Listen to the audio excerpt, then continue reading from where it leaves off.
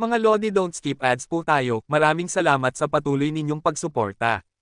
Paki-like and share naman dyan mga Lodi. At sa mga gustong mag-donate sa ating GCash or regular na load, mag-comment lang po tayo. Para patuloy tayong makapag-upload ng mga bagong kabanata. Marami pong salamat.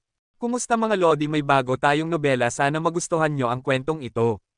Ito ay kwento ng isang kabataang lalaki na nagkaroon ng mahiwagang mga mata. Simulan natin ang kwento. Kabanata 681 hanggang Kabanata 690. Kabanata 681. Damn it, Yehetian, patayin mo na ang Easterner.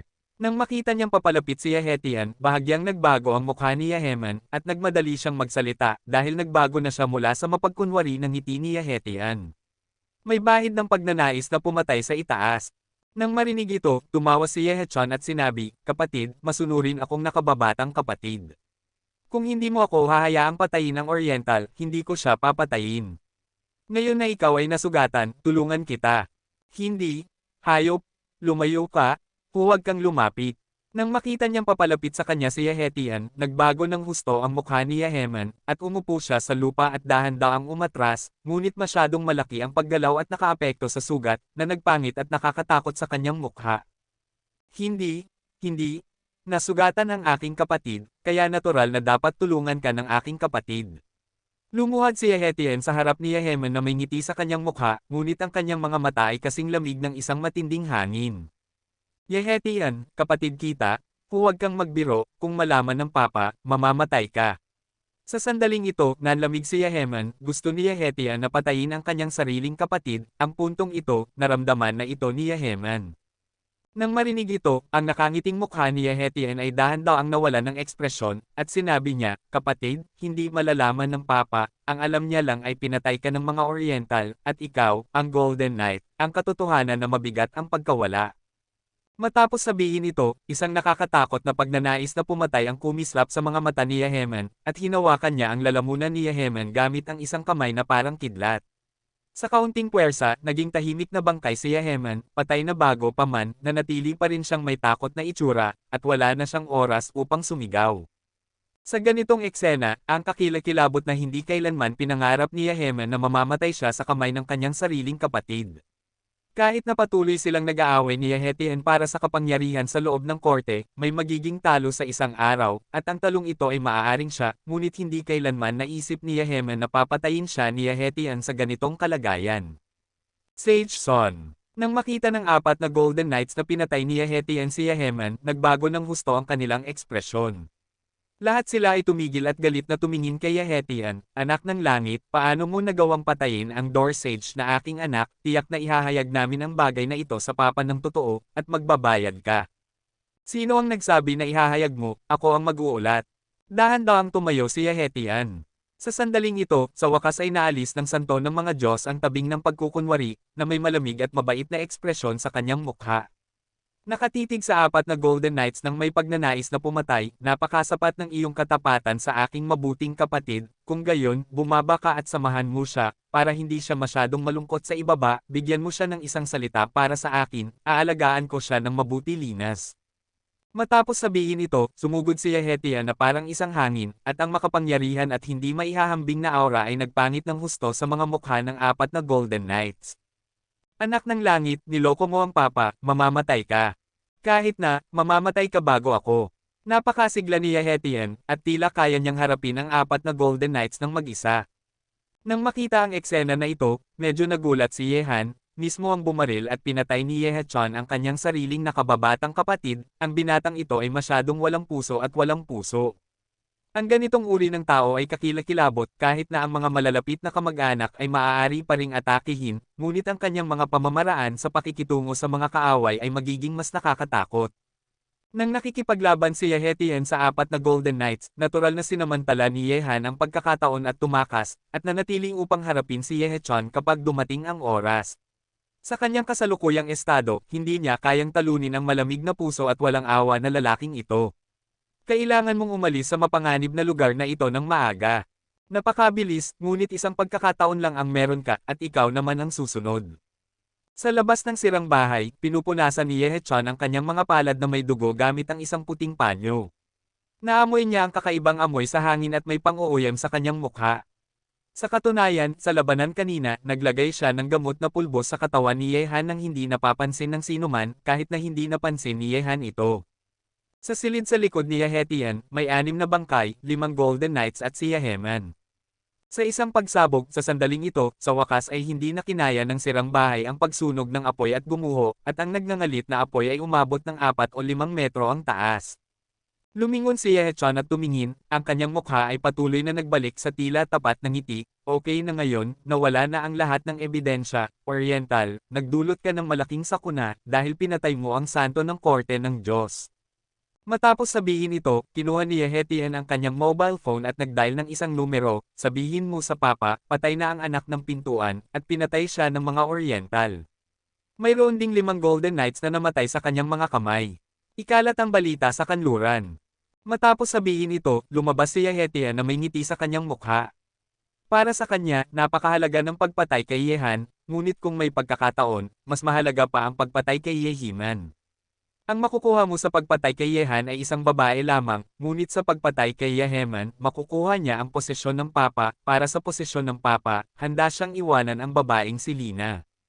Siyempre, kapag nakuha na niya ang posisyon ng papa, anong uri ng babae sa kanlurang mundo ang hindi niya makuha? Diyos, isang malamig at walang awa na tao ito. Para sa kataas-taasang posisyon ng papa, kaya niyang iwanan ang lahat kahit napatayin ang kanyang sariling kapatid.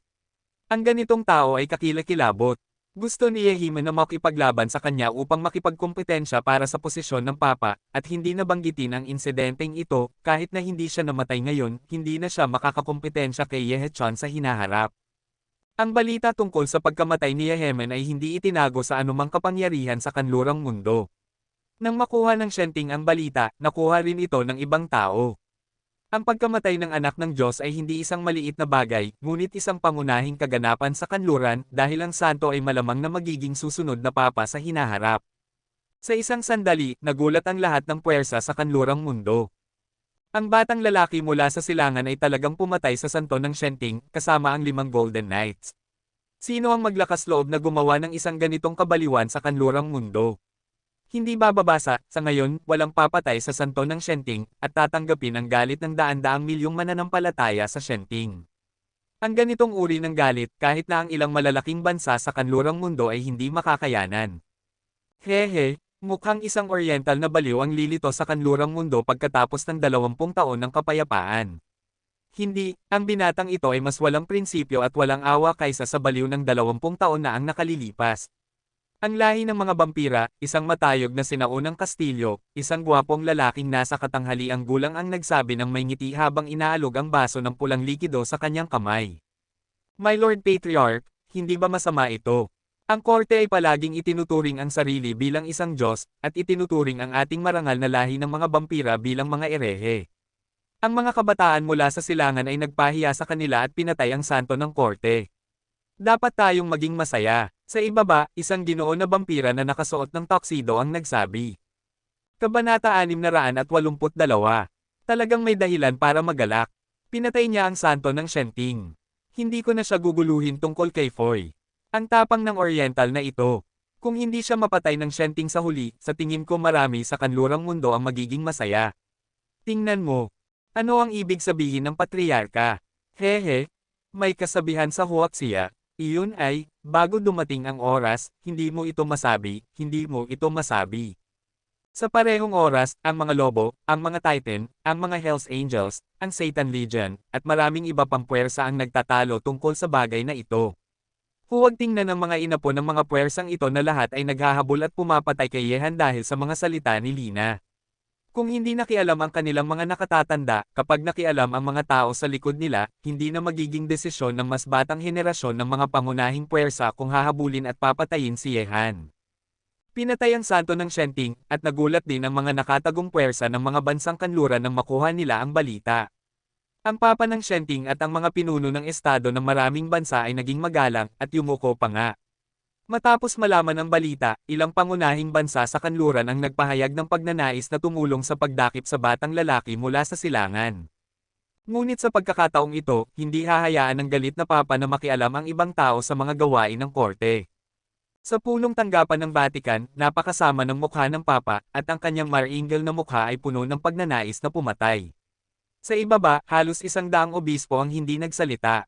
Hindi ako makahinga. Lina, mukhang kailangan ng Papa na bawiin ang iyong kahilingan. Namatay si Yemen sa kamay ng mga Oriental. Ito ay isang malaking pag-uudyok at insulto sa ating korte. Gagamitin ko ang sariling paraan ng korte upang malutas ito. Tumingin ang Papa kay Saint Lina na nakatayo sa kanyang ibabang kaliwa, ang kanyang boses ay malalim, at maririnig ng sino man ang galit sa kanyang boses. Nang marinig ito, tumahimik si Lina at hindi nagsalita. Namatay si Yehiman sa kamay ng Oriental na lalaki. Ngayon ay dapat siyang parusahan. Kung hindi dahil sa kanyang utos, maaaring hindi namatay si Yehiman at hindi nahaharap ang Shenting sa nakakahiyang sitwasyon kung saan pinatay ang santo. Tumingin ang Papa sa halos 100 tahimik na obispo sa ibaba at sinabi sa isang maringal na boses. Lahat, pinatay ng Oriental na lalaking ito ang santo ng aking banal na korte. Ito ay isang malaking pag-uudyok sa atin. Mas nakakainis siya kaysa sa baliw 20 taon na ang nakalilipas. Kung hindi mo siya papatayin, ano ang kadakilaan ng aking banal na korte? Ipadala mo sa akin ang isang utos, at lahat ng mananampalataya sa mga rehiyon ng kanluran ay hahabol at papatayin ang lalaking ito, magpadala ng 100 Golden Knights, at sa loob ng 3 araw, makikita ko ang ulo ng Oriental na lalaki na lumitaw sa harap ko. Nang marinig ito, nagulat ang mga mukha ng halos 100 obispo, at lahat ng mananampalataya sa kanluran ay nagpunta upang habulin ang Easterner, kasama ang 100 Golden Knights. Kahit na ang ganitong uri ng hanay ay umiral noon, higit sa 100 taon na ang nakalilipas, isang baliw 20 taon na ang nakalilipas ay hindi kailanman binigyan ng gaanong halaga ng Papa. Gayunpaman, matapos isipin ang ginawa ng Oriental na lalaking ito, halos 100 obispo ang nakahinga ng maluwag. Ang ginawa ng batang lalaking ito mula sa silangan ay lampas na sa baliw 20 taon na ang nakalilipas, at dapat itong pretuhin ng may pinakamataas na saloobin. Kapag masyadong nagpakasawa, isa pang baliw ang lilito sa kanlurang mundo. Mabilis na naipadala ang utos ng Papa sa iba't ibang sangay ng kanlurang korte ng Diyos. Para sa utos ng Papa, kung ito man ay ang korte ng Diyos o iba pang puwersa, naramdaman nila ang galit na nakapaloob sa utos na ito. Galit ang Papa, galit ang korte ng Diyos, at galit ang daan-daang milyong mananampalataya. Sa harap ng ganitong uri ng galit, walang puwersa sa kanlurang mundo, maliban sa Atlantis, ang makakatiis sa kanilang galit. Ang mahinang Easterner ay hindi na makakayanan. Ang kanyang kinakaharap ay ang galit na hindi pa nangyayari sa Shenting sa loob ng daan-daang taon. Sa araw ding iyon, 100 Golden Knights ang umalis sa Vatican matapos itong iutos ng Papa. Walang nangahas na baliwalain ang puwersang ito. Ang hayop na ito ay talagang nagalit sa akin. Sa isang tiyak na bakanteng villa sa bansa ng Carbon, dahan-daang ibinaba ni Yehan ang telepono, ang kanyang ekspresyon ay napakasama. At ang pagiging tukso ng ganito, natural na hindi masaya si Yehan, ang taong nakikipag-usap sa kanya kanina ay si Hu Feng, natural na alam ni Yehan ang nangyayari sa Shenting ngayon.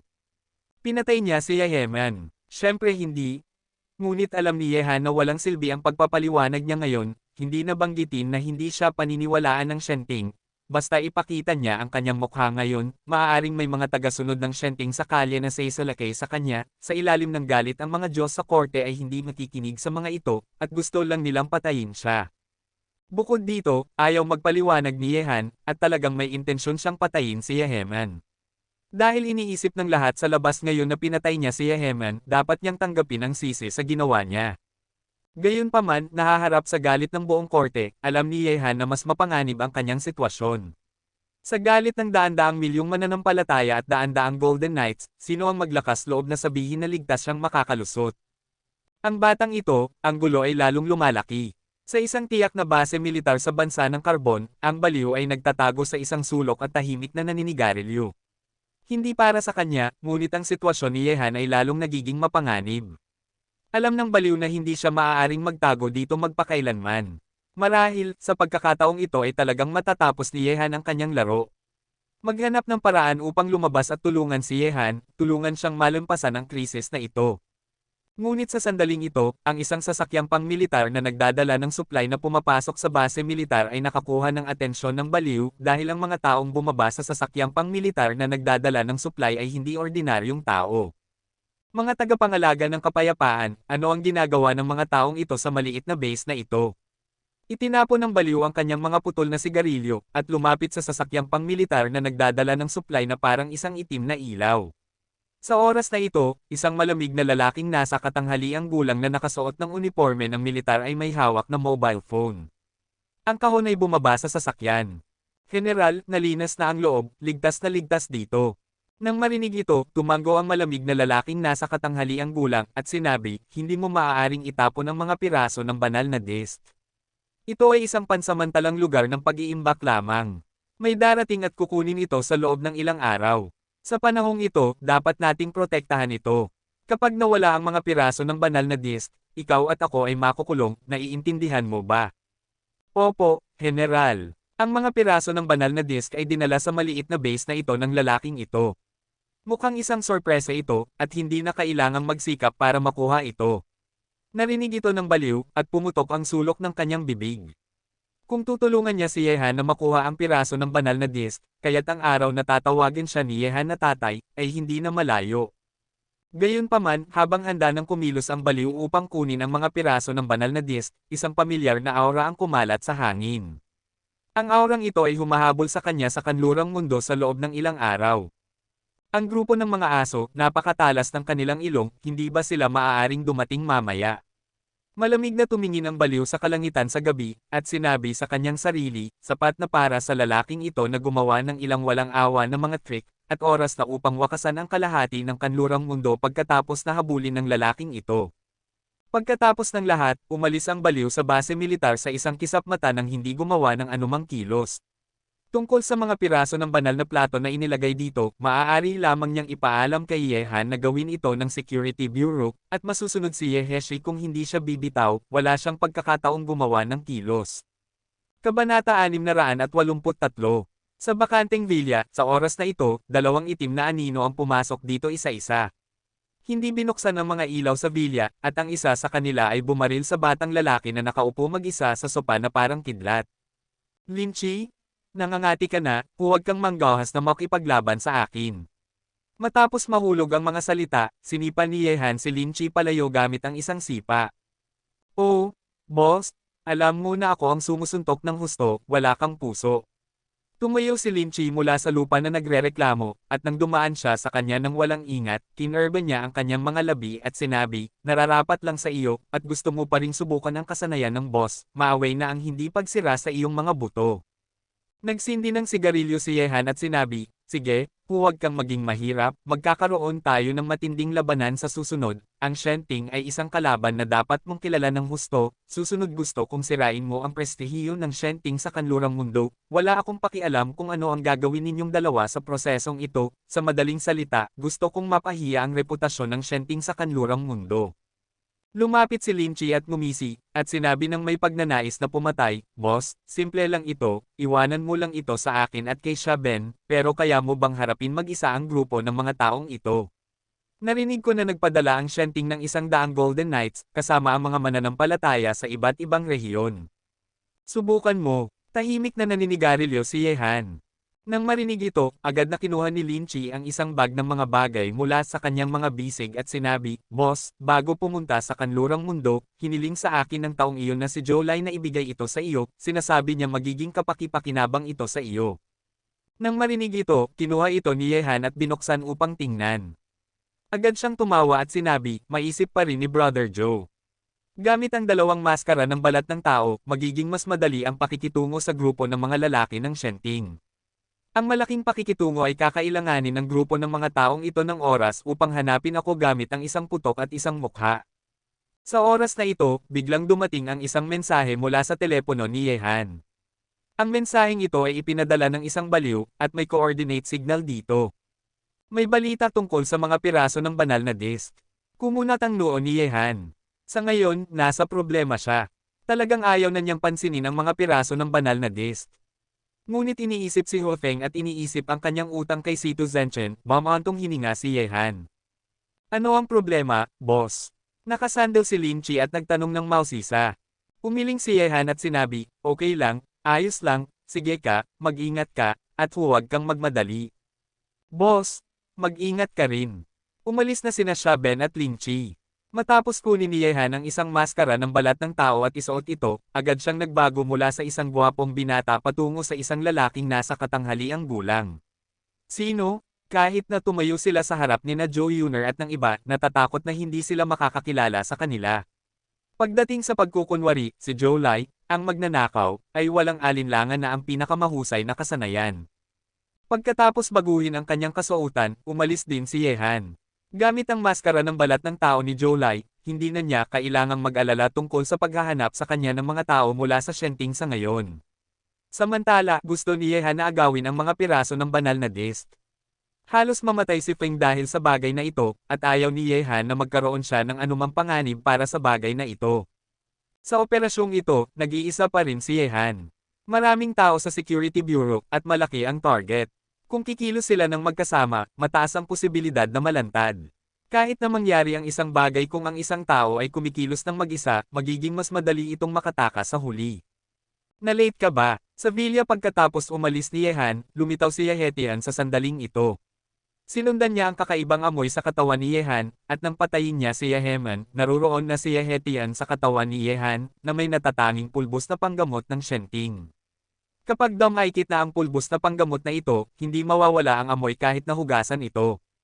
Maswerteng tao, nakatakas ka na naman. Binuksan ni Yehechan ang kabinet ng alak, kumuha ng isang bote ng alak at nagsalin para sa kanyang sarili. Ngayon, hindi siya nagmamadaling habulin si Yehan, ang amoy ng kanyang pulbos na panggamot na naiwan kay Yehan sa loob ng isang linggo ay hindi mawawala. Marami siyang oras upang subaybayan si Yehan, tungkol sa kung maihahayag ba ni Yehan ang katotohanan na pinatay niya si Yeheman, hindi nag-aalala si Yehetian, dahil walang maniniwala sa mga salita ni Yehan. Sa mga kalye ng Cold Country, si Yehan, na nagpalit ng kasuotan, ay nakasuot ng sombrero at may dalang bag na panglalakbay, naglalakad-lakad sa mga kalye na parang isang dayuhang turista, sumakay ng taxi, sumakay ng tren, at agad na umalis sa Washington, ngunit sa daan, nakita rin ni Yehan ang kakilabot ng Shenting sa kanlurang mundo.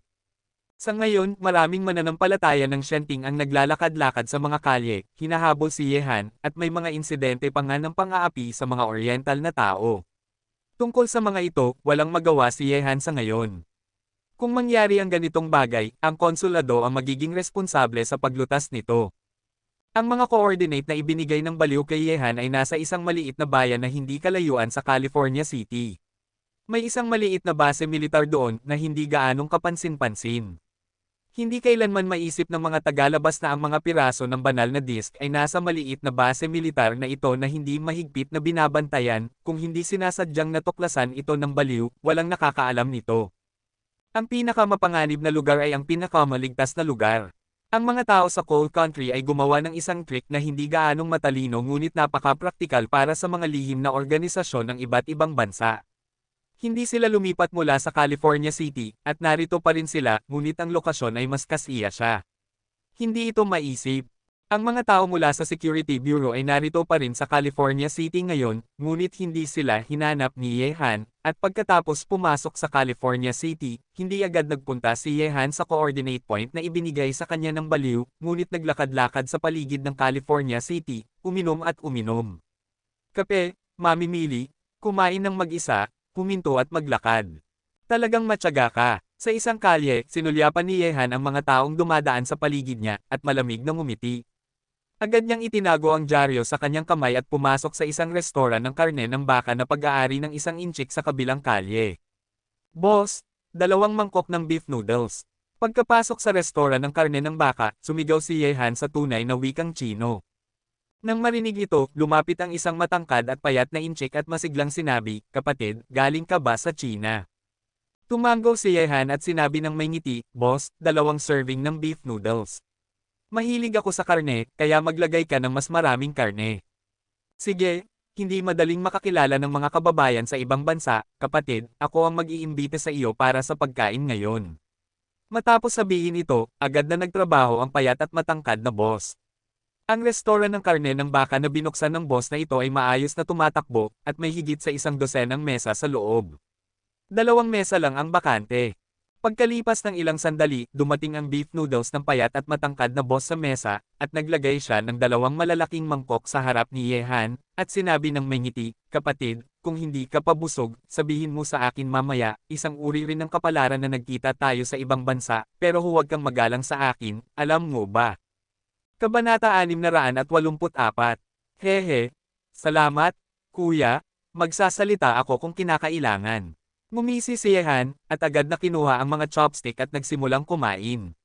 Nakadamit siya ngayon bilang isang lalaking nasa katanghaliang gulang at hindi man lang siya tinawag na kuya ng matangkad at payat na boss, mali. Sa oras na ito, habang kumakain ng noodles si Yehan, isang lalaking kanluranin na may normal na mukha at mga mata na parang jade ang pumasok sa restoran ng noodles, at pagkatapos ay umupo siya sa tapat ni Yehan dahil ang isang mangkok ng mainit na hangin ay inilagay sa tapat ni Yehan. Spicy beef noodles. Kumain ka, ang pagkain ito ay dapat kainin sa lugar natin. Sinundan mo ako mula sa Washington hanggang California, dapat nagugutom ka na. Sabi ni Yehan nang hindi tumitingin habang kumakain ng beef noodles. Sino ang tao sa tapat, ngunit alam niyang ang taong ito ay sumusunod sa kanya mula sa Washington hanggang sa lugar na ito, at inutusan ni Yehan ang mangkok na ito ng beef noodles para sa kanya. Nang marinig ito, ngumiti ang lalaking kanluranin na may malumanay na mga mata na parang jade at sinabi, mabilis ang iyong mga reflexes. Simula nang dumating ka sa California mula sa Washington, pinapatnubayan mo ako sa lungsod na ito. Dahil alam mong sinusundan kita, bakit hindi ka nag-iisip ng paraan para hanapin ako? Dahil alam kong sa huli ay lalabas ka mag-isa. Kung ganoon ang kaso, bakit ako mag-aabala? Wala kang ginawa sa akin na nagpapatunay na hindi tayo magkaaway. Humigop si Yehan ng sabaw ng noodles at nagpatuloy, hindi gaanong mga tao ang hindi ko pa natutuklasan. Sa mga batang Panginoon sa kanlurang mundo, sa tingin ko ay hindi gaanong marami, kaya interesado ako sa iyong pagkakakilanlan. Nang marinig ang mga salita ni Yehan, ngumiti ang lalaking kanluranin at sinabi, kung hindi dahil sa katotohanang nag-order ka ng sobrang mangkok ng beef noodles, sa tingin ko ay hindi ako lalabas. Tama ka na hindi tayo magkaaway. Siyempre, ito lang para sa ngayon. Hindi ko alam ang tungkol sa hinaharap, at ikaw rin, marahil ay magiging magkaibigan tayo, o marahil ay magiging magkaaway tayo, ano sa tingin mo? Tumango si Yehan habang kumakain, at sinabi, tama iyan, kung gayon sinusundan mo ba ako para maging kaibigan ko? O para maging kaaway ko? Pareho. Ngumiti ang lalaking kanluranin, ipakilala ko muna ang aking sarili, maaari mo akong tawaging Tayan, tungkol sa kung sino ako, hindi ko masabi sa iyo sa ngayon, marahil ay malalaman mo ito mula sa ibang lugar, ngunit hindi dito, kaya, ngayon, mga Oriental, maaari ko bang malaman ang iyong pangalan? Mukhang walang nakakaalam ng iyong pangalan sa kanlurang mundo sa ngayon, may karangalan ba akong maging una? Yehan. Sa wakas ay tumingin si Yehan sa lalaking kanluranin na nagngangalang Tayan, at sinabi ng may ngiti, hindi ko masabi sa iyo kung sino ako, marahil ay malalaman mo ito mula sa ibang lugar, ngunit hindi dito. Nang marinig ito, ngumiti si Tayan at sinabi, napaka-interesante ka at napakasarap sa akin. Mukhang dapat akong lumabas para makilala ka ng mas maaga. Marahil ay matututo tayo ng higit pa tungkol sa isa't isa. Tungkol kay Yehan, bakit hindi mo sabihin ang katotohanan? Magagawa ba iyon? Nagkibit balikat si Yehan at ngumiti, kahit na nagmadali ako sa Vatican at sumigaw sa matandang lalaking si Papa na hindi ko pinatay si Yehan, sa tingin mo ba paniniwalaan nila ako? Hindi. Direktang sumagot si Tayan kay Yehan. Iyon ang katapusan nito. Dahil hindi nila paniniwalaan, bakit ko pa kailangang subukang ipaliwanag ito? Hindi ba mukhang natatakot ako, Yehan, sa mahabagin na matandang lalaking si Papa? Hehe. Napaka-interesanting sagot. Ngunit kung ako ang nasa kalagayan mo, hindi ko rin alam. Matapos sabihin ito, nagkatinginan ang dalawa, nagngitian sa isa't isa, tumayo si Tin at sinabi, salamat sa beef noodles, ngunit panahon na para umalis ako, sa pamamagitan ng paraan, bukod sa akin, mayroon ka pang buntot na hindi pa natatanggal. Matapos sabihin ito, itinulak ni Tayan ang pintuan ng tindahan ng noodles at lumabas, na wala nang walang bakas sa isang kisap mata. Kagiliw-giliw na tao, natatakot akong mas mahusay siya kaysa kay Yehechon, ngunit napakababa niya, saan ba siya nanggaling? Nakatitig si Yehan sa labas ng pintuan ng tindahan ng noodles, ang kanyang mga mata ay nakatitig. Nararamdaman ni Yehan na ang batang lalaking kanluraning ito na nagngangalang Tayan ay napakasigla, mas malakas pa kaysa kay Yehechon na nakilala niya. Mula sa Washington hanggang California, gusto ni Yehan na patayin ang mga taong sumusunod sa kanya ng ilang beses. Alamin, ngunit naitago ito ni Tayan ng napakahusay na hindi makita ni Yehan ang kanyang lokasyon. Ito ang unang pagkakataon na nakaharap si Yehan sa isang napakasiglang batang Panginoon. May isa pang buntot. Iniisip ang mga salita ni Tin, lumiit ang mga mata ni Yehan, na may malamig na kislap sa kanyang mga mata, sino kaya ang ibang buntot? Bukod kay Tien, hindi niya naramdaman na may ibang sumusunod sa kanya. Hindi niya malinaw na maunawaan, hindi naisip ni Yehan ito sa ngayon, nilunok niya ang 2 mangkok ng beef noodles, pagkatapos ay naglagay ng $1 na barya sa mesa at mabilis na umalis. Dahil hindi na siya sinundan ni Tien, at hindi napansin ni Yehan ang ibang buntot sa bibig ni Tien, kaya hindi na nagplano pang mag-antala si Yehan, at agad na pumunta sa isang maliit na bayan sa California, kung saan ang mga coordinate na ibinigay ng baliw ay nasa isang tiyak na sulok ng maliit na bayan na ito. Matapos ang ilang pagsisiyasat, dumating si Yehan sa labas ng maliit na base militar. Tinitingnan ng base militar sa loob na hindi mahigpit na binabantayan at hindi pa nga nilagyan ng mga monitor, kumunot ang noo ni Yehan. Ang isang napakahalagang bagay, ilalagay ba ito ng mga mamamayan ng karbon dito? Ngunit ang mga baliw ay hindi naglalayo ng walang ingat. Agad na sinimulang makita ni Yehan ang base militar gamit ang kanyang yin at yang eyes. Bigla, unti-unting naging kamao ang palad ni Yehan dahil nakakita siya ng ilang mga master sa base militar na ito, at ang mga master na ito ay nakatago sa lihim na silid sa ilalim ng base. Mga tagapangalaga ng kapayapaan. Isang pang-uuyam ang lumitaw sa sulok ng bibig ni Yehan. Dahil narito ang mga tagapangalaga ng kapayapaan mula sa Coal Nation, narito rin ang mga piraso ng anting-anting, at ang mga taong ito ay napakatalino na nagtatago kaya malamang na lihim nilang pinuprotektahan ang mga ito. Mga piraso ng banal na disk. Tinitingnan ng base militar sa harap niya, bahagyang ngumiti si Yehan, at sinabi, talagang marunong maglaro ang mga taong ito. Itinago nila ang mga bagay dito. Hindi nakakagulat na wala man lang balita ang mga tao mula sa Security Bureau. Sino ang mag-iisip na sa tila napakasama ng lugar na ito, kung saan ang mga depensa ay maluwag, magkakaroon ng mga kayamanan tulad ng mga piraso ng banal na disk. Matapos sabihin ito, sinugod ni Yehan ang power grid sa labas ng base. Pagkatapos ng ilang pagkislap sa madilim na kalangitan sa gabi na parang isang ihip ng itim na hangin, nakapasok na siya sa base. Walang tunog sa buong proseso. Hindi alam ng mga sundalo sa labas na mayroong tao doon. Sa sandaling ito ay palihim na pumasok sa base militar. Matapos makapasok sa base, ginamit ni Yehan ang kanyang yin at yang eyes, iniiwasan ang mga sundalo sa base militar sa daan, at dumiretso sa lihim na silid sa ilalim ng lupa sa loob ng base militar. 10 minuto pagkatapos, nakarating na si Yehan sa harap ng lihim na silid sa ilalim ng lupa. Ang master ng 8 puwersa ng tagapangalaga ng kapayapaan. Gayunpaman, ang pinto ng lihim na silid sa ilalim ng lupa ay isang elektronikong pinto, at kailangan mong magpasok ng password para makapasok. Nang makita ito, inilagay ni Yehan ang kanyang palad sa lupa kung saan ipinasok ang password, at nagsimulang pumikit. Ang kanyang kaliwang mata at kanang mata ay sabay na binuksan. Ang larawan ng pagpasok ng password dito ay pumasok sa isip ni Yehan. Matapos malaman ang password, kumunot ang sulok ng bibig ni Yehan, at pinindot niya ang 4 na digit na password dito. Agad na dahan-dahang bumukas ang elektronikong pinto. Nang makita ito, kumunot ang noo ng 8 eksperto ng puwersa ng tagapangalaga ng kapayapaan sa lihim na silid sa ilalim ng lupa. Ano ang ginagawa ng mga tagalabas dito sa gabi? Gayunpaman, sa sandaling mahulog ang pag-aalinlangan ng mga tagapangalaga ng kapayapaan, nakapasok na si Yehan sa lihim na silid sa ilalim ng lupa, na parang isang ihip ng hangin na nagmumula sa lupa, at ang 8 mabilis na eksperto ng tagapangalaga ng kapayapaan ay walang oras upang tumugon. Sa susunod na sandali, ang nakakatakot ang sinag ng espada ay biglang lumitaw sa lihim na silid sa ilalim ng lupa, at ang 3 master ng puwersa ng tagapangalaga ng kapayapaan na hindi nakareact ay pinatay ni Yehan sa lugar. Kabanata 685. Hindi, may mga kaaway. Sigaw ng isang malamig na nagmumukhang lalaking kanluranin na nasa katanghaliang gulang, at pagkatapos ay bumaril kay Yehan. Ang malamig na puso na lalaking kanluranin na nasa katanghaliang gulang na ito ang leader ng grupong ito ng mga tao, at ang kanyang lakas ay itinuturing na makapangyarihan. Ang gitnang antas na gobernador ay halos kapareho ng isang master, ngunit paano kaya tatagal ang lakas na ito laban kay Yehan? Mamamatay ka. Matapos patayin ng 3 master ng puwersa ng tagapangalaga ng kapayapaan, nakita ni Yehan na papalapit sa kanya ang malamig na lalaking kanluranin na nasa katanghaliang gulang sa isang kisap mata. Ang mga pag-atake ni Yehan ay winasak ang lahat ng ito, at ang Dragon Scale Dagger ay patuloy na walang tigil, direktang pinutol ang ulo ng lalaking kanluranin na nasa katanghaliang gulang. Ang 8 master ng puwersa ng tagapangalaga ng kapayapaan sa lihim na silid sa ilalim ng lupa ng base militar ay hindi kalaban ni Yehan. Ang kumikislap na labanan ay nagsimula lamang 1 minuto na ang nakalilipas, at ang 8 master ng puwersa ng tagapangalaga ng kapayapaan ay lahat ay pinugutan ng ulo ni Yehan.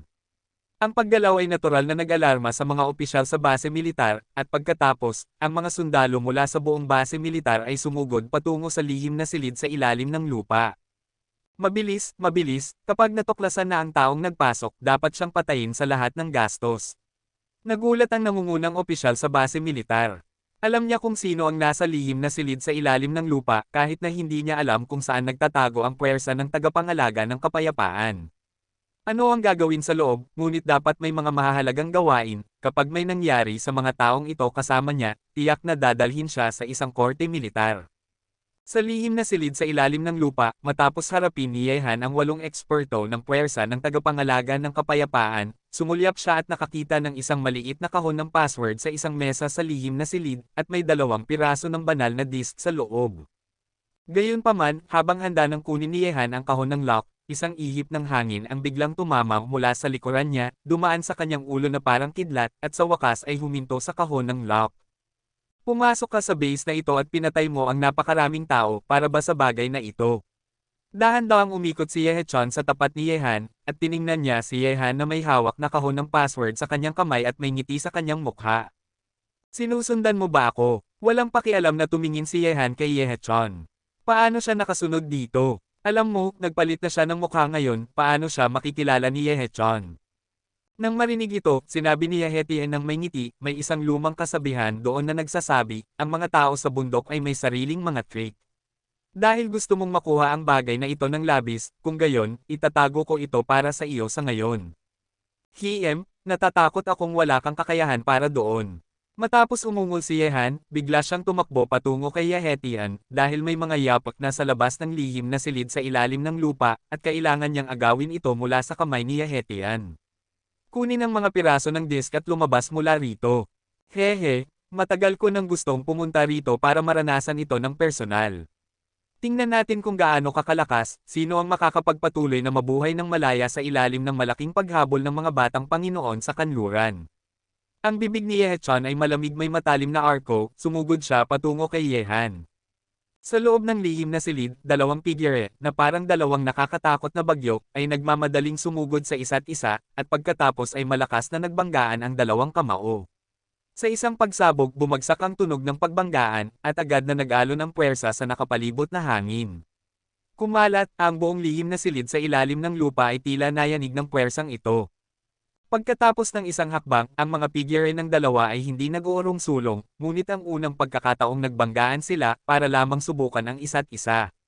Bigla, nang walang anumang dahilan, isang sinag ng pilak na ilaw ay kusang pumatay kay Yehetian, at pinutol ang kamay ni Yehetian na may hawak na kahon ng lock. Ang mga martial arts ng silangan ay talagang hindi pangkaraniwan. Nang-uuyam na sabi ni Yehetian, at isang nakakatakot na puting ilaw ang sumabog sa buong katawan niya. Ang kanyang mga sandata, tulad ni Yeheman, ay lahat ay nabago mula sa kapangyarihan, na tila hindi totoo, ngunit ang pag-atake ang kapangyarihan ay napakasigla. Nang magbanggaan ang Dragon Scale Dagger na kinokontrol ni Yehan sa sandata ni Yehetian, ang Dragon Scale Dagger ay talagang tumalbog pabalik, ngunit hindi tumigil si Yehan, lumipad siya pataas. Sinipa pababa ng marahas gamit ang isang volley. Ang target, diretso itinuturos sa kahon ng kombinasyon sa kamay ni Yehetian. Sa isang pagsabog, ang kahon ng kombinasyon ay nasira bilang tugon, at 2 piraso ng bakal ang sumabog mula rito, na sumabog sa hangin. Nang makita ito, si Yehan ay nakaluhod lang sa lupa, at agad siyang tumayo, iniunat ang kanyang mga kamay upang makuha ang 2 piraso ng bakal sa kalagitnaan ng hangin.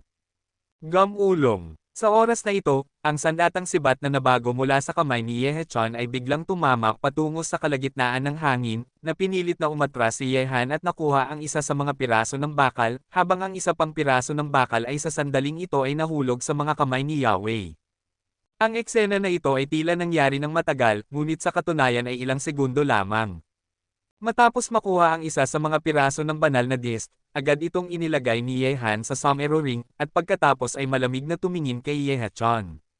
Ang isa pang piraso ng banal na disk ay nasa kanyang kamay, at kailangan niyang maghanap ng paraan upang kunin ito ng magkasama. Kaya ito pala ang bagay na iyon. Narinig kong maraming tao sa kanlurang mundo ang gusto nito, kasama ka rin ng mga Oriental.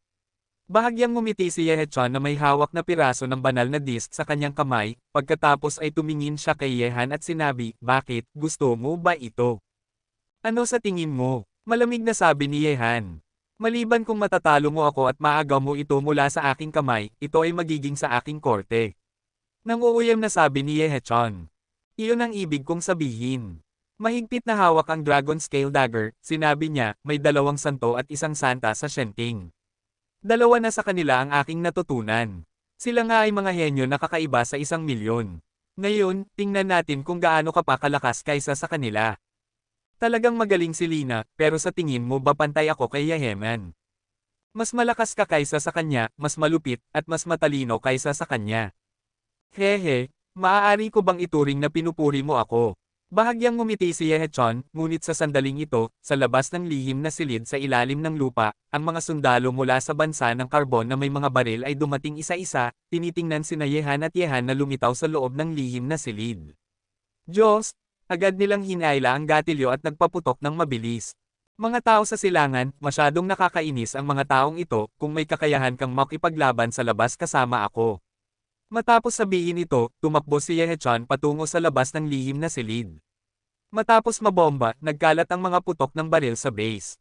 Sumunod din si Yehan kay Yehechan, at habang nangunguna si Yehechan, nakatakas si Yehan mula sa base militar ng walang anumang pagsisikap. Kabanata 686.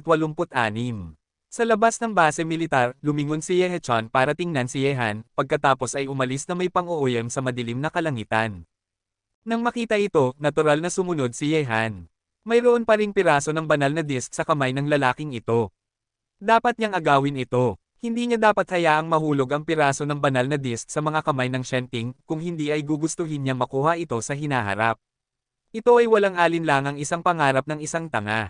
Damn bastard, habulin mo sila, hulihin mo sila, dapat mong patayin sila. Sa labas ng base militar, namutla ang mukha ng nangungunang opisyal ng base militar. Patay na ang lahat ng tagapangalaga ng kapayapaan.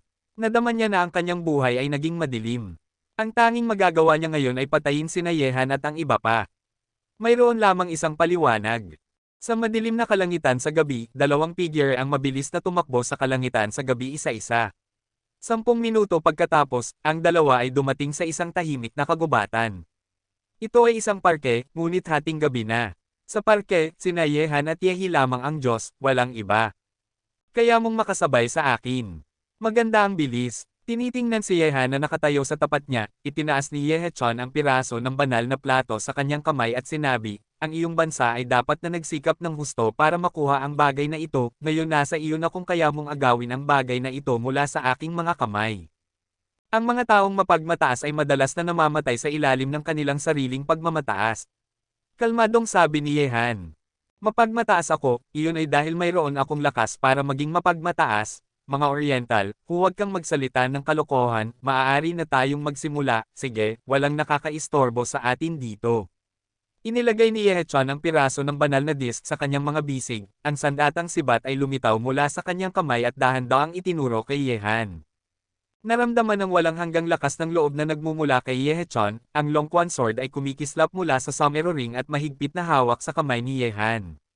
Nahaharap kay Yehechan, isang makapangyarihang kalaban, hindi ito minamaliit ni Yehan. Hindi sigurado si Yehan kung kaya niyang agawin ang mga piraso ng banal na disc mula sa kanyang kamay. Ang ningning ng Diyos ay sumisikat saan man. Sa gitna ng palitan ng mga titig na ito, sumigaw si Yehetian, at pagkatapos, ang sibat sa kanyang kamay ay tumagos sa kawalan, tinusok ang katawan ni Yehan na parang isang kidlat na laser. Sa ilalim ng madilim na kalangitan sa gabi, ipinakita ni Yehetian ang galaw na ito ay nag-ilaw sa malamig na mukha ni Yehan. Kasabay nito, inalog ni Yehan ang kanyang Longquan General, at isang sinag ng espada ang umalon. Yin Yang Liangyi Swordsmanship. Ang sinag ng espada ay umalon upang salubungin ang pag-atake ni Yehechan. Ang dalawang puwersa, isa ay yin at isa ay yang, ay magkakaugnay sa isa't isa, na ginagawang napakasindik ng sinag ng espada na umuugoy sa kawalan. Bas again. Nang makita ang sinag ng espada na sumalubong sa kanya, ang bilis ni Yehechan ay hindi bumagal, isang mabaliw na ngiti ang nakasabit sa kanyang umangang mukha, ang sibat ay walang awa na sumugod sa sinag ng espada, na gumugulo ng mabaliw, ang nakapalibot na kawalan ay biglang nayanig, na parang ang buong kawalan ay masisira sa ilalim ng pag-atake ni Yehetian. Ang tunog ng mga umuugong na panginginig ay naihatid sa kawalan, at ang walang awa na puwersa ay winasak ang lahat sa loob ng 10 metro sa paligid sa isang napakamarahas na paraan. Ang ilang mga puno na kasing laki ng isang mangkok ay naputol sa kalahati, at ang mga nahulog na dahon ay lumilipad sa buong kalangitan sa ilalim ng kalangitan sa gabi. Ang nakakatakot na kapangyarihan ay kumalat. Sa isang pag-alo ng palad ni Yehan, ang mapanirang kapangyarihan ay nawala ng walang bakas sa harap niya. Pagkatapos, ang Longquan Sword ay mabilis na sumayaw sa kanyang kamay, at isang alon ng pagsasanay sa espada ay sumugod sa kalangitan. Inilabas, tila may hawak si Yehan ng isang mahiwagang sandata na may kakayahang sirain ang langit at lupa, at walang awa na sumugod kay Yehechan na matapang na nakatayo. Mahusay na malayang swordsmanship. Sa ilalim ng kalangitan sa gabi, sumigaw si Yehan ng malakas, at ang enerhiya ng espada na sumugod sa kalangitan ay sumugod kay Yehechan na matapang na nakatayo. Talagang kamangha-manghang. Ngunit, hindi pa sapat. Nang makita ang sumasayaw na enerhiya ng espada ni Yehan na sumasayaw patungo sa kalangitan, ang nakangiting mukha ni Yehechan ay naglabas ng isang mahigpit na hininga, sumayaw ang sibat, at ang nakakatakot na puting kapangyarihan ay nagtipon sa paligid niya, at sa wakas ay lahat ay nagtipon sa kanya sa sibat sa kanyang kamay. Sa sandaling ito, ang pag-atake ni Yehechan ay pantay na nakakatakot. Dalawang pag-atake, mabaliw na pakikipag-ugnayan sa bilis na hindi nakikita ng mata, pakikipag-ugnayan sa mapanirang kapangyarihan, sina Yehan at Yehechan ay 1 metro lamang ang pagitan sa sandaling ito, may isang pagsabog, at sa susunod na sandali, ang mabaliw na kapangyarihan ay nasa pagitan nila ng sumabog ito, na parang isang bulkan na sumabog, ang puwersang ito ay direktang itinulak pabalik sina Yehan at Yehechan. Sa damuhan sa kagubatan, sina Yehan at Yehechan ay sabay na umatras, ang puwersa ay naging isang ihip ng hangin at ang kanilang mga damit ay nag-ingay. Sa sandaling ito, medyo namumula ang kanilang mga mukha, at ang kanilang mga mata ay napakaliwanag. Matatalim na nakatitig sa isa't isa. Matapos makipaglaban ng ilang galaw, naramdaman ni Yehan ang kakilakilabot ni Yehechan, at naramdaman din ni Yehechan ang lakas ni Yehan. Sa mga batang Panginoon sa kanlurang mundo, hindi gaanong marami ang mga taong makakapantay sa kanya. Hanggang ngayon, maliban sa art walang nang-ahas na harapin ang masamang lantes. Habang nakikipaglaban sina Yehan at Yehechan, sina Shaben at Lin Chi, na dumating sa kanluran, ay nahaharap din sa isang malaking pangangaso sa sandaling ito. Sa loob lamang ng isang araw, sina Shaben at Lin Chi ay nagtulungan upang gawing kaguluhan ang sangay ng Shenting sa Meiguo. Pinatay ng dalawa ang higit sa 100 mananampalataya na naniniwala kay Jesus. May mga ordinaryong mananampalataya, pati na rin ang Silver Knight ng Shenting, gamit ang lakas nina Shaben at Lin Chi, walang gaanong pressure sa pakikitungo sa Silver Knight. Basta hindi nila makaharap ang mga master ng Golden Knight at Shenting, maaari silang umalis anumang oras, at magpalit ng lugar gamit ang isang putok. Sa araw na ito, ang kadakilaan ng Shenting ay hayagang hinamon. Ang bagay ni Yehan ay hindi pa nalulutas, at may nang-ahas na harapin ang Shenting ng hayagan. Ang Golden Knight na pumatay kay Yehan ay naglaan ng kalahati ng kanyang mga puwersa upang habulin ang dalawang erehe, sina Shaben at Lin Chi. Dapat silang patayin kasama si Yehan upang mapanatili ang kadakilaan ng korte. Siyempre, ang bagay na lalong nagpagalit sa Papa ay hindi lamang inatake ni Shaben at Lin Chi ang sangay ng Shenting sa Meiguo, kundi naglunsad din sila ng mga pag-atake sa mga pangunahing shopping mall, tindahan, at maging sa mga istasyon ng pulisya sa Meiguo. Ang trick, walang nakakaalam kung paano ito nagawa, ngunit sa huli ang sinisisi ay ang Shenting. Ang sitwasyong ito ay hindi kanais-nais para sa Shenting. Ang pampublikong opinyon sa internet ay napakalaki, at ang mga balita sa telebisyon ay nagbabalita, kinokondena ang mga gawa ng terorismo ng Shenting. Kapag mas maraming negatibong balita tungkol sa Shenting, bababa ang bilang ng mga mananampalataya sa Shenting, at gayunpaman, ang mga awtoridad ng bansa ng Carbon ay magkakaroon din ng mga opinyon sa Shenting, kahit na ang opinyon na ito ay nasa isip lamang. Sa sandaling ito, sa likod ni Shaben at Lin Chi ay may nakakatakot na hukbo ng paghahabol at pagpatay. Ang Silver Knights ng Shenting at ang Golden Knights na inutusan na pumunta sa bansa ng Carbon upang patayin si Yehan ay sumali rin. Masasabi na sa sandaling ito, sina Ben at Lin Chi ay nahaharap sa pinakamalakas na krisis. Kung hindi nila ito malalampasan, maiiwan lamang nila ang kanilang buhay sa kanlurang mundo. Kabanata 687.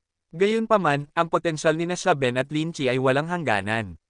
Mas malaki ang presyon, mas malaki ang potensyal sa kanilang mga katawan ang masisigla. Ang potensyal ay itutulak sa sukdulan. Damn it, darating na naman. Sa isang madilim na eskinita, hawak ni Lynchy ang duguan na halberd sa kanyang kamay, at tiningnan niya ang mga figure na umuugoy sa eskinita, at sinabi ng may pagnanais na pumatay sa kanyang mga mata. Shaben, magpapatuloy ba tayong tumakas, o lalaban? Nang marinig ito, isang nakakatakot na lakas ng loob na lumaban ang kumislap sa mga mata ni Stupid Ben, na nakasandal din sa dingding at hingal na hingal, laban. Haha, laban. Sa isang malakas na tawa, marahas na pinatay ni Lynchy ang master ng Shenking. Siyempre, hindi alam ni Yehan ang sitwasyon na kinakaharap ni na Shaben at Lynchy, ngunit hindi siya nag-aalala tungkol kina Shaben at Lynchy. Ang dalawang lalaking ito ay hindi maikli ang buhay, at ang potensyal sa kanilang mga katawan ay walang hangganang masisiksik bilang sariling lakas. Sa kagubatan, nagpapatuloy pa rin ang labanan ni Yehan at Yehachon.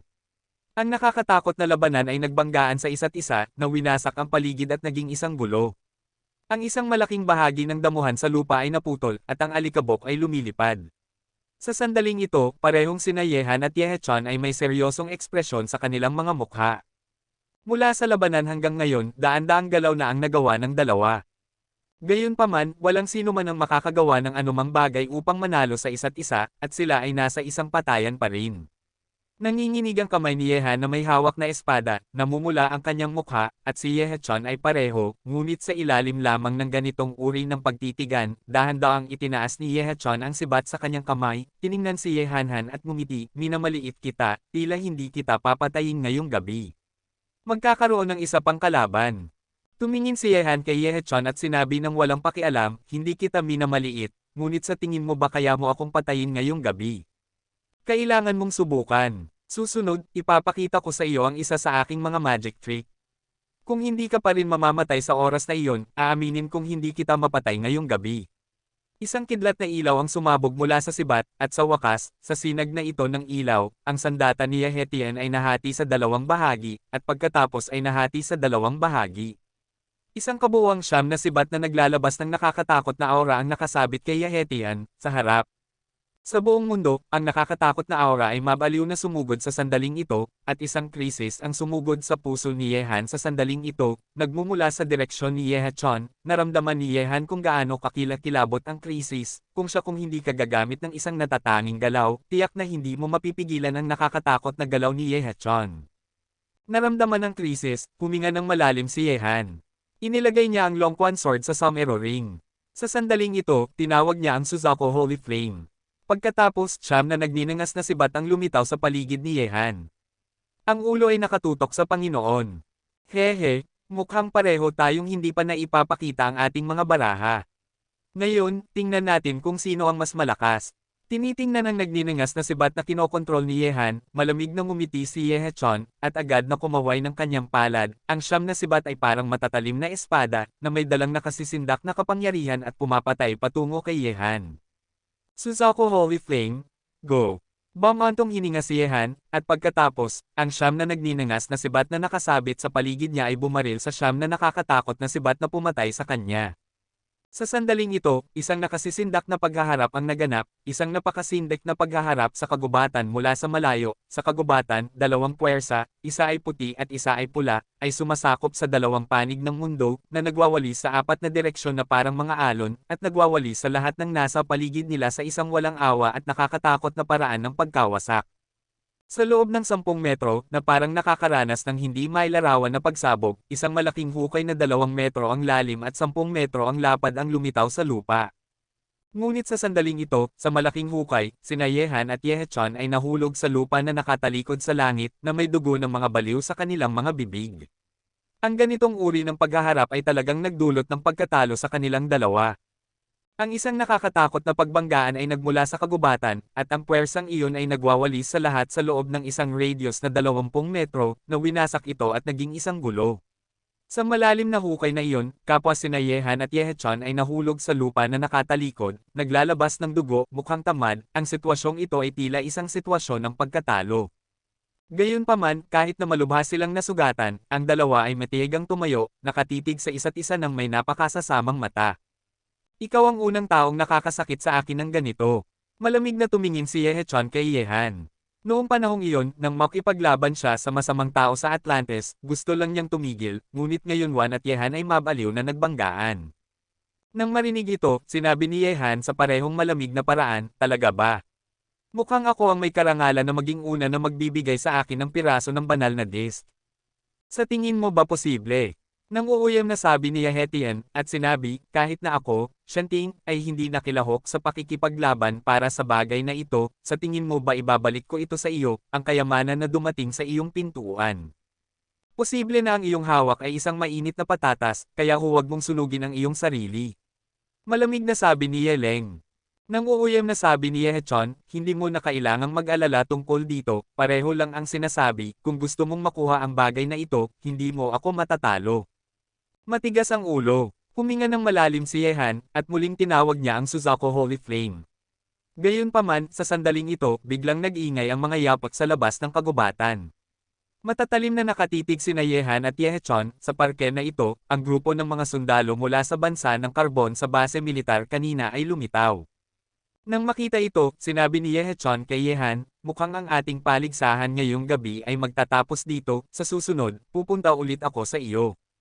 Matapos sabihin ito, mabilis na sumugod si Yehetian sa kagubatan, at nawala sa kalangitan sa gabi ng walang bakas pagkatapos ng ilang pagkislap. Hindi na nagtagal si Yehan, at agad na umalis sa kagubatan, kasama si Yehetian. Pareho silang malubhang nasugatan sa digmaan, at medyo mahirap harapin ang grupo ng mga sundalo ng bansa ng Carbon na may hawak na baril sa sitwasyong ito. Mukhang huli ka ng isang hakbang. Dapat si Tian Shengzi ang nakikipaglaban sa nakakainis na Easterner kanina. Sa sandaling ito, sa labas ng parke, isang grupo ng mga master sa kanluran na nakasuot ng gintong kapa at may hawak na malalaking espada ay malamig na tumingin. Tinitingnan ng magulo na larangan ng digmaan sa kagubatan, may 40 o 50 sa kanila. Maraming sundalo mula sa bansa ng Carbon ang patuloy na naghahanap sa parke, ngunit sina Yehan at Yehechon ay umalis na. Hindi mahalaga. Ang nakakainis na Oriental ay dapat pa rin nasa California City, basta makipag-ugnayan tayo kay Tian Shengzi, mahahanap natin siya. Sa California City, sa isang bubong, sa sulok kung saan hindi maabot ng ilaw sa gabi, binuksan ni Yehan ang kanyang mga damit at tiningnan ang sugat sa kanyang katawan na halos maging bulok na karne, hindi maiwasang mapabuntong hininga, at sinabi oo sa labanan kay Tian. Malubha siyang nasugatan, at gayon din si Yehechon, ngunit ang ganitong uri ng pinsala ay tumatagal lamang ng isang araw para kay Yehan. Kabanata 688. Kinokontrol ang aura at muling pagsilang mula sa abo, ang bilis ng paggaling ni Yehan ay nakakamangha. Sa tulong ng muling pagsilang mula sa abo, ang mga kakilakilabot na sugat sa katawan ni Yehan ay dahan-daang gumagaling. Ang kanyang metabolismo ay napakabilis, at ang mga sugat na iyon ay gumagaling, ang mga peklat ay halos hindi nakikita pagkatapos. Pagkatapos ng isang gabi, karamihan sa mga sugat ni Yehan ay gumaling, at ang bilis ng paggaling na ito ay hindi nakakamangha. Gayunpaman, sa paghahambing, hindi gaanong maswerte si Yehechon kaysa kay Yehan. Sa sandaling ito, tahimik siyang nagpapagaling sa isang simbahan sa California. Ang mga sugat na kanyang natamo ay hindi kailanman gagaling sa loob ng 10 araw at kalahating buwan. Ang simbahang ito ay isa sa maraming kuta ng korte ng Diyos. Isang obispo na nakasuot ng puti ang maingat na nagbabantay sa labas. Ang anak ng langit ay nagpapagaling ng kanyang mga sugat dito. Dapat siyang pagsilbihan ng mabuti, at hindi siya dapat magkamali.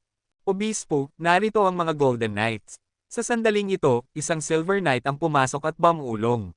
Nang marinig ito, nanginginig ang ekspresyon ng obispo na nakasuot ng puti, at nagmadali siyang lumabas sa labas ng simbahan. Sa sandaling ito, may 5 Golden Knights na nakatayo sa labas ng simbahan.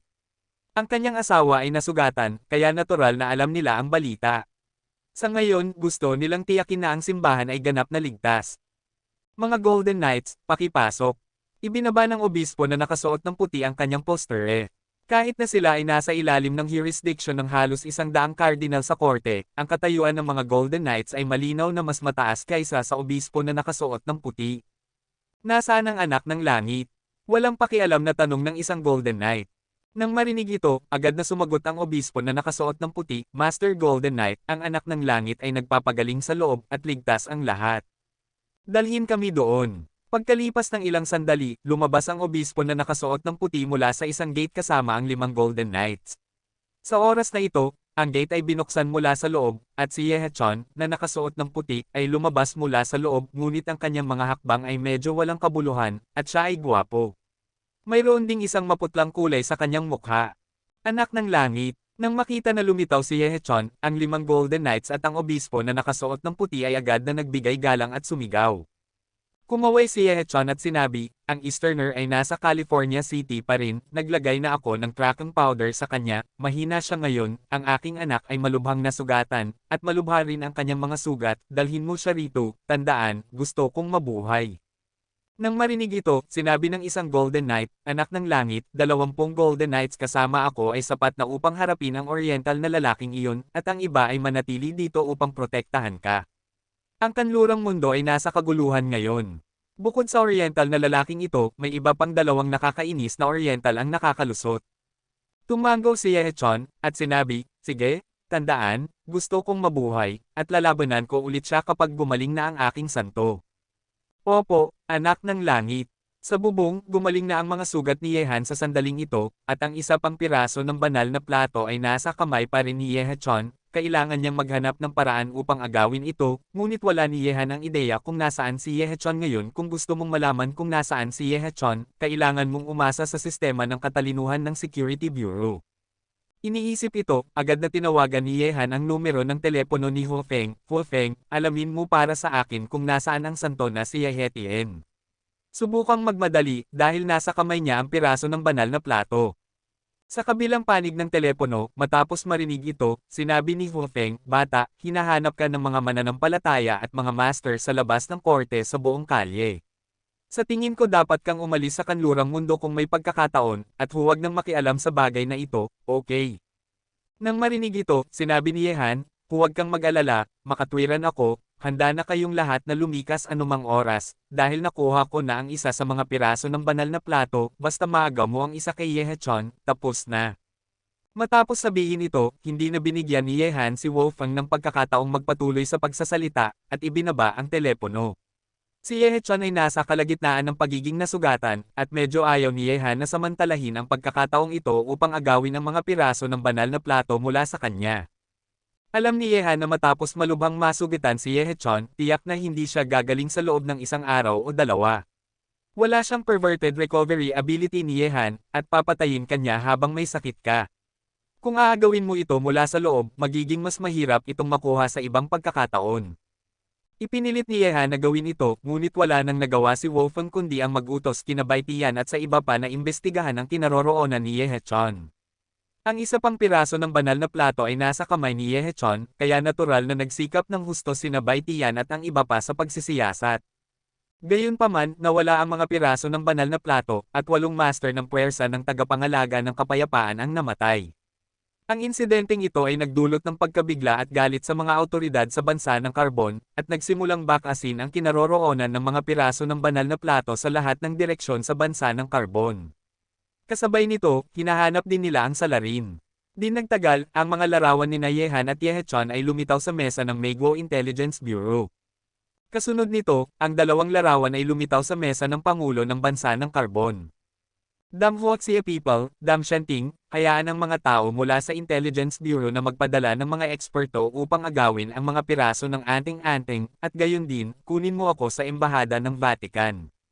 Ang galit ng mga awtoridad sa bansa ng Carbon ay nagdulot ng mas malaking kaguluhan sa kanlurang mundo, at isang lihim na agos ang tahimik na sumugod. Ang mga galit na Diyos, ang mga lihim na organisasyon ng iba't ibang bansa na palihim na pumasok sa kanluran, at ang Panginoong bansa ng Carbon, pati na rin ang lahat ng puwersa sa kanlurang mundo na nanunood ng apoy mula sa kabilang panig, kasama sina Shaben at Linchi na gumagawa ng gulo sa lahat ng dako, at si Yehan. Napakagulo ng sitwasyong ito. Kung may anumang kapabayaan, ang apoy na ito ay masisindihan at magiging nagngangalit na apoy na kumalat sa buong kanlurang mundo. Vatican, Shenting Headquarters. Ang maringal na boses ng Papa ay umalangaw sa maringal na bulwagan na ito. Ang embahador ng Coal Nation sa Vatican ay nagtanong sa ating banal na korte, na sinasabi na ang Santo ng Langit at ang Easterner ay sabay na umatake sa isang base militar ng Coal Nation at ninakawan sila. Ano ang kailangan? Ngayon gusto kong malaman kung ano ang iniisip ng mga obispo. Kabanata 689. Kamahalan na Papa, dahil nasa ating mga kamay ang bagay na iyon, walang dahilan para ibalik ito. Sa tingin ko mas mabuting ibalik ng anak ng langit ang bagay na iyon sa korte ng Diyos. Tungkol sa bansa ng karbon, maaari nating lubos na iwasan ito, hindi ako naniniwala. Ang mga taong ito ay nang-ahas na makipaglaban sa atin. Sabi ng isang kardinal sa ibaba ng Papa. Oo, may chismis na may nakakagulat na lihim na nakatago sa bagay na ito. Dahil sa Atlantes, hindi tayo nakialam upang iligtas ang mukha para sa mga bansang kanluranin. Ngayon na nasa ating mga kamay ang bagay na ito, kung ibabalik natin ito, magiging hindi komportable ang mga tao. Ang mga tao ay minamaliit ang ating banal na korte. Nang marinig ito, sinabi ng Papa, sige, sabihin mo sa santo ng langit na hayaan siyang bumalik sa korte ng Diyos kasama ang kanyang mga gamit, at hayaan ang Golden Knight na gawin ang pangangaso at pagpatay sa mga Oriental. Papa, hayaan mo akong pumunta. Sa sandaling ito, tumayo si Saint Lina at sinabi. Nang marinig ito, tiningnan ng Papa si Lina at sinabi, Lina, hindi ka kalaban ng mga Oriental, kaya huwag kang makialam sa bagay na ito. Patuloy na nagsalita si Saint Lina, kamahalan, pakiusap bigyan mo si Lina ng isa pang pagkakataon. Ang mga Oriental ay lubos na nagpahiya sa akin at sa korte ng Diyos. Kung hindi siya papatayin ni Lina gamit ang kanyang sariling mga kamay, hindi na siya karapat-dapat na maging isang santo ng korte ng Diyos. Nang makita ito, kumunot ang noo ng Papa at sinabi, Lina, talagang nagdesisyon ka na ba? Pakiusap bigyan mo si Lina ng isa pang pagkakataon, kamahalan. Sa tulong ng Golden Knight, papatayin ko ang Oriental gamit ang aking sariling mga kamay. Matigas na sabi ni Lina. Sige, tutulungan ka ng Papa. Ngunit kapag bumalik ka sa korte, umaasa akong marinig ang magandang balita. Coal Country, California City. Sa sandaling ito, si Yehan ay nahaharap sa isang malaking labanan, at ang kalaban ay natural na ang Golden Knights, isang buong 20 Golden Knight Masters na nakapalibot kay Yehan. Ang sitwasyong ito ay mas mahirap kaysa sa paghaharap ng mag-isa, mas mahirap para kay Yehachon. Kung hindi siya mag-iingat, maaaring iwanan niya ang kanyang buhay. Nahaharap sa 20 Golden Knight Masters, naglaban ng husto si Yehan, ang kanyang katawan na gumaling na ay may ilang duguan na sugat, at ang nakakatakot na pag-atake ng higanting espada ay nakapalibot kay Yehan. Saan man, kahit saan pumunta si Yehan sumisira sa isang direksyon ay haharap sa isang kakila-kilabot na ultimate move, at walang posibilidad na makatakas. Paano ako natagpuan ng mga nakakainis na taong ito ng napakabilis? May mali. Sa gitna ng labanan, may pagnanais na pumatay sa mukha ni Yehan, at ang Longquan Sword ay naiswing niya ng hindi matagos. Paano kaya natagpuan ng Golden Knight ang kanyang posisyon ng napakatiyak? Ang loob ay tiyak na hindi simple, at pareho ito kay Yehachon noong nakaraan. Dapat mayroon siyang isang bagay sa kanyang katawan na nagpapahintulot sa mga master ng Shenting na makita siya ng napakabilis. Oriental man, wala kang takas ngayon. Kung mahuli ka ng hindi lumalaban, maaari naming bigyan ka ng paraan upang mabuhay. Hiem, ang mga tanga ay nagsasalita tungkol sa mga pangarap. Umungol si Yehanhan, ang kanyang ekspresyon ay seryoso, ang kanyang katawan ay naglalakad-lakad sa labanan, habang umiiwas, habang lumalaban sa mga pag-atake ng 20 Golden Knight Masters, ang kanyang mga mata ay kalmadong tumingin sa paligid, nahaharap sa napakaraming mga master hindi matalino na magpatuloy sa paglaban ng husto. Kahit na mahirap masira ang mga pag-atake ng 20 Golden Knight Masters, mahalaga ito. Elder Kane, napakasigla ng Easterner na ito, ngunit talagang gagawin ba natin ito? Ang kabilang panig ay ang Golden Knight ng korte ng Diyos. Hindi kalayuan sa labanan, may higit sa 100 malalakas na lalaking kanluranin.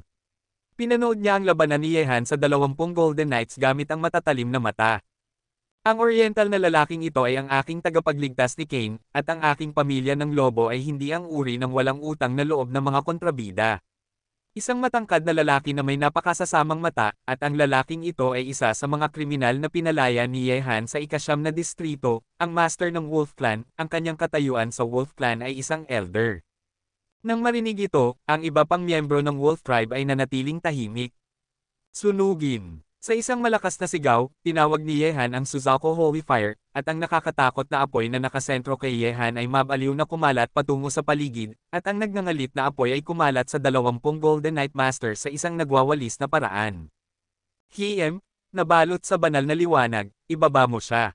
Nadama ang kakilakilabot ng apoy na inilabas ni Yehan, malamig na umungol ang 20 Golden Knight Masters, at pagkatapos, mula sa kanilang mga katawan, isang nakakatakot na puting ilaw ang sumabog, 20 hibla ng puting kapangyarihan ang bumuo ng isang puting ulap at nakapalibot dito, na mabaliw na pinipigilan ng Suzaku Flame na tinawag ni Yehan. Sa ilalim ng ganitong uri ng pagsupil, ang Suzaku Sacred Fire ni Yehan ay dahan-daang namatay, na nagdulot sa kanya na pawisan ng husto. Nahaharap sa pag-atake ng 20 Golden Knight Masters, normal lang na matalo ang Suzaku Sacred Fire ni Yehan. Boom! May pagsabog tumataas mula sa lupa, at ang katawan ni Yehan ay patuloy na itinapon pabalik ng epekto ng pagsabog. Ibaba mo siya. Nang makita ito, ilang Golden Knight Masters ang sumugod patungo kay Yehan sa direksyon ng pag-urong ni Yehan. Gam-ulong! Malakas na sumigaw si Yehan, at ang Longquan Sword sa kanyang kamay ay agad na nagwawalis ng mabaliw patungo sa kanyang likuran. Ang enerhiya ng espada ay nagbaril sa buong kalangitan, at may mga pagsabog ng nakakatakot na pagbanggaan. Sa ilalim ng ganitong uri ng paghaharap ng kapangyarihan, si Yehan samantalahin ang uso, lumutang siya palayo gamit ang puwersang ito, nahulog sa labas ng pag-ikot ng 20 Golden Knight Masters, at pagkatapos ay mabaliw na bumaril sa malayo. Saan ka pupunta? Kabanata 690. Nang makita na tumatakas si Yehan, 20 Golden Knights ang sumunod ng mahigpit sa kanya, na mabaliw na humahabol sa kanya. Mga mandirigma ng Wolf Clan, gamitin ang inyong matatalim na kuko upang punitin ang mga mapagkunwari sa korte ng Diyos, gawin mo. Sa sandaling mahulog ang mga salita, higit sa 100 Wolf Masters ang tumakbo palabas na sumisigaw, na hinaharangan ang 20 Golden Knight Masters sa likod ni Yehan. Mga tao ng Wolf Tribe, napakasobra mo, lumayas ka. Ang 20 Golden Knight Masters na mabaliw na humahabol kay Yehan ay nakita ang Wolf Tribe Master na lumitaw sa harap nila, at ang kanilang pagnanais na pumatay ay napakalaki. Hiem, ang Easterner na iyong hinahabol at pinapatay ay nagligtas ng aking buhay, Kane. Kung gusto mo siyang patayin, kailangan mo munang lagpasan ang aking antas na Kane. Biglang lumawak ito sa isang bilog, at gayon din ang iba pang Wolf Masters, na nagbabago sa isang estado ng pakikipaglaban. Nang makita ito, nagalit ang 20 Golden Knights. Sa kanlurang mundo, ang mga lobo ay nang ahas na hadlangan ang kanilang trabaho sa korte, at naghahanap sila ng kamatayan. Patayin sila. Sa isang utos, nagsimula ang isang paghaharap sa pagitan ng 20 Golden Knights at Wolf Masters. Dahil sa 20 Golden Knights na humahabol at nakikipaglaban ng mabangis, ang presyon sa katawan ni Yehan ay humina ng malaki. Matapos niyang tingnan ang labanan sa likuran niya, patuloy siyang tumakbo. Tiyak na ang mga tao ng Shenting ay nakahanap sa kanya ng napakabilis. Siya ang gumawa ng lihim na galaw sa kanya, kung hindi, kahit na kumalat ang kapangyarihan ng Shenting sa buong kanluran, hindi niya makikita ang kanyang posisyon ng napakabilis. Unti-unti, tumakas si Yehan sa isang kagubatan at nagtago. Gayunpaman, hindi nagmadali si Yehan na gumaling mula sa kanyang mga sugat, ngunit sinuri niya ang kanyang katawan sa lahat ng direksyon. Dapat may kakaiba sa kanya, kung hindi, gamit ang kanyang kakayahan sa pagtatago kasama ang sitwasyon ng pagkukunwari, tiyak na hindi siya mahahanap ng Shenting ng napakabilis. Unti-unti, natuklasan ni Yehan ang dahilan, dahil may isang espesyal na amoy sa kanyang katawan, kung hindi sinuri ng mabuti ni Yehan, hindi niya mahahanap ang amoy na ito. Tulad ng inaasahan, gumawa na ng lihim na mga trick ang mga taong ito sa akin. Kumislap ang isang malamig na ilaw sa mga mata ni Yehan, at agad niyang sinimulang harapin ang espesyal na amoy sa kanyang katawan. Lumabas ito mula sa loob at sumalakay sa katawan ni Yehan, kahit nahugasan ni Yehan ito ng tubig, hindi niya matanggal ang amoy, maaari lamang niyang pilitin itong lumabas sa kanyang katawan. Ang prosesong ito ay hindi nagtagal para kay Yehan. Kalahating oras pagkatapos, ganap na niyang napilitan ang espesyal na amoy na iyon sa kanyang katawan ng walang bakas. Matapos gawin ang lahat ng ito, umalis si Yehan sa kagubatan. Kung mahahanap ng mga master ng Shenting ang lugar na ito na sinusundan ng amoy, mahihirapan siyang makatakas. Sa isang maliit na hotel sa California City, nagpalit muli ng mukha si Yehan, sa pagkakataong ito ay nagpalit siya sa isang lalaking nasa katanghaliang gulang na mga 50 taong gulang, nakasuot ng tuwid na suit tulad ng isang matagumpay na tao. Tungkol sa maliit na hotel na ito, hindi pumasok si Yehan sa pamamagitan ng mga formal na channel.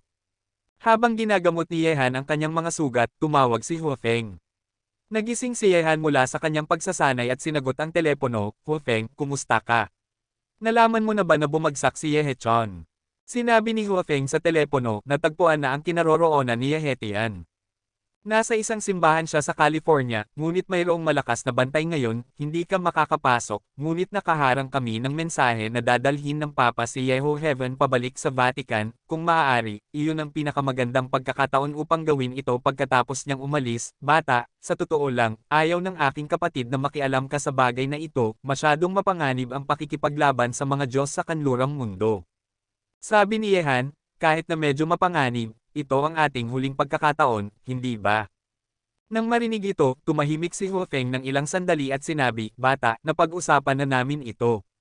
Kung talagang gusto mong gawin ito, tutulungan ka namin ng palihim. Hindi kita mapapanood na mag-isa kang maglakad sa panganib. Sabi ni Yehan, huwag kang magmadali, hayaan mo akong tingnan ang sitwasyon, at ipaalam ko sa iyo kung kinakailangan. Sa pamamagitan ng paraan, maaari mong tingnan para sa akin kung sino ang mga kalaban ng Shenting sa kanlurang mundo. Mas mainam na maghanda para sa akin. Isang kompletong profile. Bata, ayaw mo bang maglaro ng malaki? Sa kabilang panig ng telepono, nanginginig ang ekspresyon ni Huafeng. Walang paraan, pinilit ako ng Shenting sa isang patay na dulo. Kung hindi nila ako bibigyan ng paraan palabas, hindi ko hahayaan na magkaroon sila ng mas magandang buhay. Matapos sabihin ito, ibinaba ni Yehan ang telepono. Ang mga tao mula sa Wolf Clan ay nang-ahas na umatake sa Shenting. Nakakita si Yehan ng isang pagkakataon. Siyempre, kung matutupad ito ay nakasalalay sa kung may pagkakataon. Agad na naglakad-lakad si Yehan palabas ng maliit na hotel at pumunta sa lokasyon ng simbahan na sinabi ni Huafeng. Tiyak na nagpapagaling si Yehechan sa simbahan. Alam ni Yehechan kung gaano kalubha ang kanyang mga sugat noong nakaraang pagkakataon. Gusto niyang gumaling. Imposibleng gawin ito ng walang 10 araw at kalahating buwan. Dumating si Yehan sa labas ng simbahan kung saan naroon si Yehetian. Ang buong simbahan ay tila napakatahimik, walang mananampalataya ang pumapasok o lumalabas dito, ngunit naramdaman ni Yehan na maraming mga master sa paligid. Walang paraan upang makapasok. Mukhang ito ang Golden Knight ng mga Diyos. Tinitingnan ng simbahan, isang malupit na ngiti ang lumitaw sa sulok ng bibig ni Yehan, lahat sila ay magkakasama, napakaganda, kung hindi ako gagawa ng isang bagay, masyadong mapapahiya ako sa Diyos ito ay isang napakasarap na gamutin. Pagkatapos ng lahat, muling tinawagan ni Yehan ang telepono ni Huafeng. Napakasimple at direkta ng ideya ni Yehan, iyon ay upang pasabugan ang simbahan na ito, upang ang mga Golden Knight Masters sa simbahan ay mapatay dito, at lumitaw sila sa bansa ng Carbon. Masyadong maraming Golden Knight Masters dito, kailangan ni Yehan na ubusin ang ilan sa kanilang lakas, at ang simbahan na ito ay ang pagkakataon ni Yehan. Kung ang Golden Knights na pumunta sa Cold Country ay lahat ay patay, tiyak na magiging napakasakit ng Shenting. Sa oras na iyon, muling tatawanan ng kanlurang mundo ang kanilang kawalan ng kakayahan. Matapos malaman ng mga iniisip ni Yehan, hindi nag-atubili si Huafeng, at nagsimulang ihanda ang mga bagay na kailangan ni Yehan. Nang dumating ang gabi, sina Huafeng, Baitian at ang iba pa ay lumitaw sa labas ng simbahan at dumating sa lugar ni Yehan. Itinapon ni Yehan ang kanyang putol na sigarilyo at tiningnan ang mga tao sa paligid niya, at sinabi, hintayin mo akong pumasok at ilagay ang mga paputok. Sa sandaling umalis si Yehechan, paputukan mo ang mga paputok, at paputukan ko ang mga Golden Knights ng mga Diyos sa kalangitan. Ngumiti si Baitian at sinabi, ayon sa impormasyon na nakuha namin, mayroong 50 Golden Knights dito. Kapag napawi na ang mga taong ito dito, kung hindi maramdaman ng matandang lalaking si Papa, isusulat ko ang aking pangalan sa araw na baligtad. Ngumiti si Yehanhan at sinabi, ito ay simula pa lamang. Matapos habulin nila ako sa loob ng napakaraming araw, oras na para magbayad sila. Narinig kong may daan-daang Golden Knights na pumunta sa bansa ng Carbon. Gusto kong patayin silang lahat, sirain.